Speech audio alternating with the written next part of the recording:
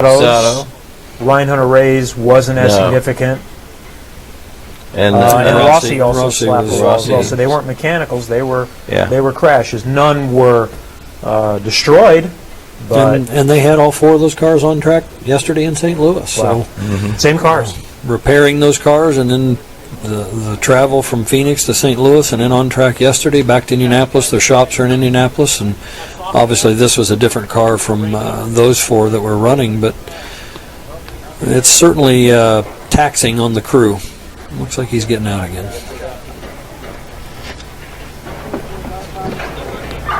Hey guys, that's great. Thank you very much for your help today. There's your Robert. We'll say thanks for all your help today. That'll probably be the conclusion of the day. And it may be decided for them as you see the umbrella come back up.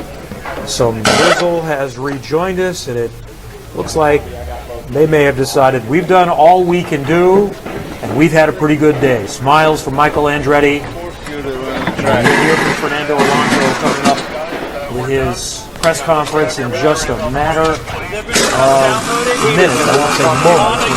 I'm sure he's going to debrief for a little while. Did they say 30 minutes, Kevin, from the time he starts debrief? We're hearing 30 minutes or so. So we'll likely stand down at some point, but then stay tuned to this feed because we'll come back up and you'll go directly to the media room to hear from Fernando Alonso. Let's listen in and see if there's anything said, and then we'll offer some comments. I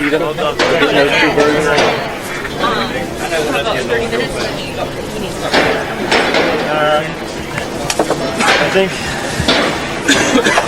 we have to look on the how long it takes.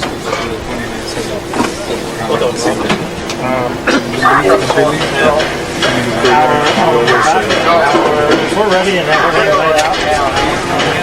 Yeah, I am.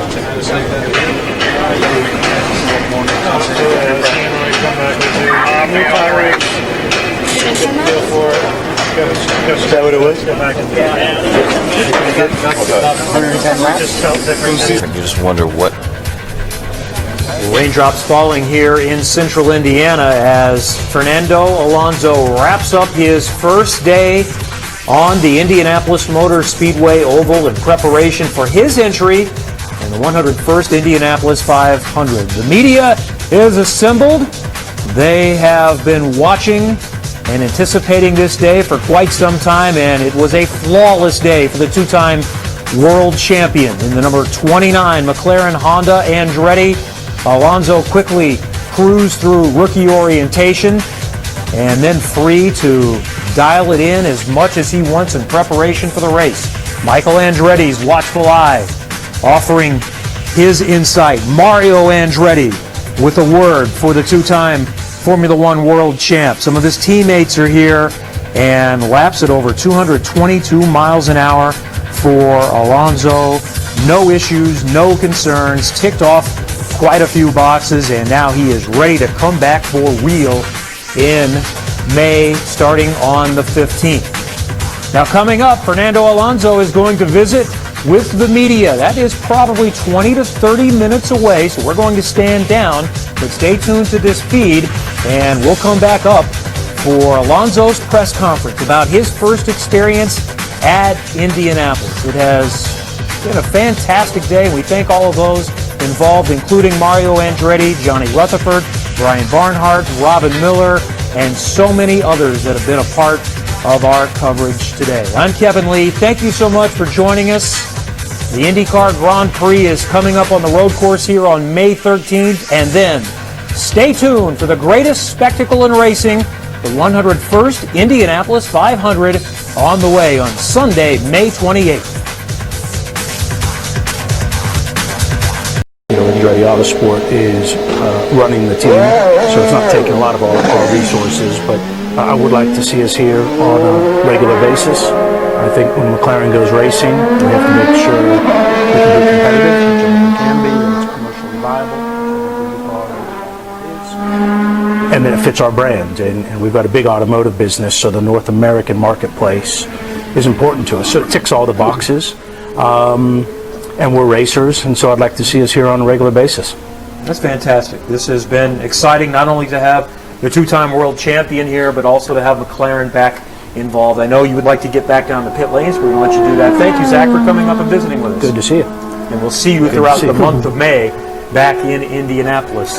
I'd like to add to that, actually, to what Zach said, that, Fernando is so fortunate to have the blessing of a team that is obviously fielding his Formula One effort, that he doesn't have that resistance, because a lot of the drivers that they like to try to jump disciplines usually have resistance from the team that they're obviously contracted primarily with, and I was one of them. They always had to fight something, and but here Fernando has the blessing of the top man at McLaren, which is again good for him, and so we're seeing a lot of good things here. Yeah, this is great. This is great. I really think the motorsport world can, obviously I'm thinking of it from the Indianapolis 500's perspective, and it can benefit the Indianapolis 500, but I think they can use this race to benefit themselves and their partners with the attention that it gathers. Absolutely. This is overall good for our sport, no question. I think one of the healthiest things you could have in our sport is to have interchange with drivers of the caliber of Fernando Alonso to try other disciplines. We've seen Hulkenberg, go to Le Mans and win Le Mans. How good is that?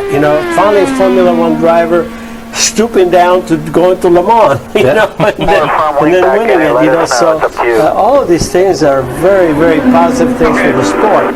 And as you can say, there were times where they were more popular, and now it was almost, a rarity. Now we like to see these things come about again, because again, it's our sport is so diverse that you have certain individuals that probably derive a lot of satisfaction out of having these opportunities. And today is a great opportunity to celebrate worldwide motorsport. As we mentioned, we have Honda and Andretti Autosport and McLaren to thank for inviting us into this private test. And I'm told there are over 500,000 people watching on the worldwide web stream today. So we thank all of you for taking a break from work today. We'd like to pass out a note to all of your bosses. Here in America, it's still late morning. You're about done with work or off work in Europe. But this is a fantastic opportunity, and it is a privilege to allow all of us included, just to eavesdrop on what McLaren Honda Indy is doing here with Andretti Autosport. Yeah, make sure you give me the slip so I can show my boss too where I was. Well, we have been privileged to be joined by several joining us here. Most recently, Zach Brown from McLaren. We're going to let him get back down to pit lane with Johnny Rutherford, a three-time 500 winner, two of them with McLaren. Mario Andretti, who reminded us that he drove for McLaren with Penske back in the 70s, and also a four-time IndyCar champ and a world champion. I'm Kevin Lee, and Robin Miller is with us now. We've been cutting you out way too much. We're going to keep you involved. I ask all the questions of these two legends. I want to let you ask them some questions. Well, as he's clicking off these laps, he's like 5 away from passing this next phase. I want to ask Mario and JR. They pulled him in the last time because he was below the white line in 1 and 2. And is the easiest thing at this place to pinch the corner? Is that the cardinal sin? Is that the toughest thing to avoid? Well, I love to see that. I love to see him do that, because he's trying to use the track as much as possible. This below the line, I've been reprimanded enough times myself, in the days. But I love to see him do it, even though they like that at this stage him not do it. But when you start nipping up below the line, that shows a comfort level, believe it or not. Well, did you used to run the Lloyd Ruby groove through the grass through 1 and 2? Lloyd Ruby had no idea, how much grass I mowed in my days here. Johnny, is he starting to get a little bit closer to the wall? Yes, you can see the speed as it comes up. Exit out of 4. Yeah, he's using the racetrack now. Hey, Kevin, nobody ever got closer to the wall than John Rutherford either, because I saw a lot of people move their seats and move their picnic baskets and all that when he was out running. He ran so high in the corners, that was just part of his, that was your groove, wasn't it, JR? He always liked to be on the cushion, you know that. That's right. Yeah, and JR can't hear us, but that was your groove down by the grass. Yeah. No, up by the fence, up by the wall. Oh, by the wall. John. Yeah. Yes. So here's just moments ago as he gets down below that white line. How close? Oh, he'll eventually come a lot closer. Brian Hunter-Ray did a couple of years ago. Yeah. Well, that's one thing you got to be careful right now, that you don't have much leeway down there before you get to the ripple. Yes. Yeah. And to the rumbles, I should say, and those are not very pleasant. 2 more laps.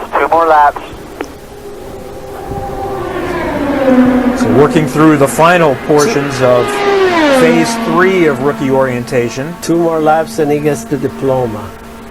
Yeah. The first diploma.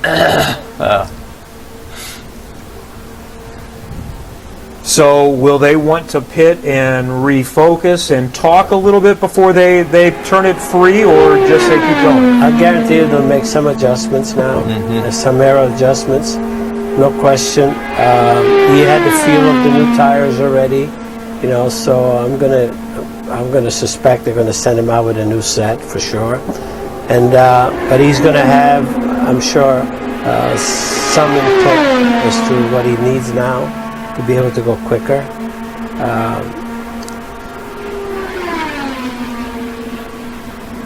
And again, for those just joining us, the original plan was to take a break at noon for lunch and come back out, but there's some threatening weather in the Indianapolis area by as soon as maybe 2 o'clock or so. So the latest we've heard is that there is no break. It's going to be up to the team, and they can continue on as long as they feel like it's necessary. So we'll stay with you beyond noon. Hit this lap. What's the call?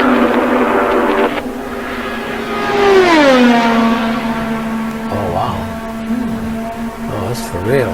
Yeah, we just saw a radar, and it is coming. And when it comes, it looks like it might stay for a little while. We still got a little bit of time, but this is going to pick up the pace of the program here today.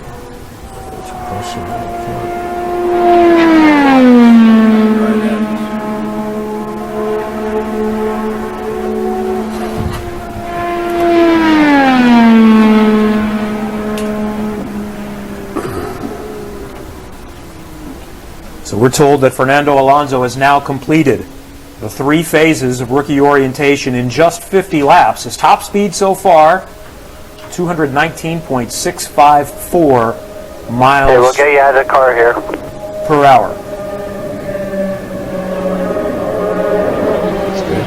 Saw some of the Andretti Indy Lights drivers there in the background. What experience for them. That was Nico Janine, who just recently won at Barber Motorsports Park. I saw Dalton Kellett back there as well as a young driver. they just wish be able to they were experience this. Yes, they're hoping to be there maybe by next year. Yeah, absolutely. Yeah. But just to hang around this environment, listen and learn, what an opportunity that is. Good job, Fernando. Good job. Very proud. He did exactly what we knew that he could do, and he did it in grand style. That's my opinion. Now the next phase is all you can do. Yep. Yep. Let it all hang out. And that's when you really begin to prepare to compete. Yeah. So how quickly do you go through the process of trimming? What's considered gradual? Well, you just said the word gradual. You just talk with the engineers and assess the speeds as they are, and then just start taking a couple of degrees off the wing. Let's get the left side off. And you'll pick up. It's amazing, how much speed you'll be picking up, with just small changes. But it's all about just going and doing that and try to maintain the balance that you need. Let's listen in a little bit. Yeah. Around 120, 130. So go ahead, go on home. It's only when I shift my hand. Yeah, that's good. Sorry, maybe a little bit more.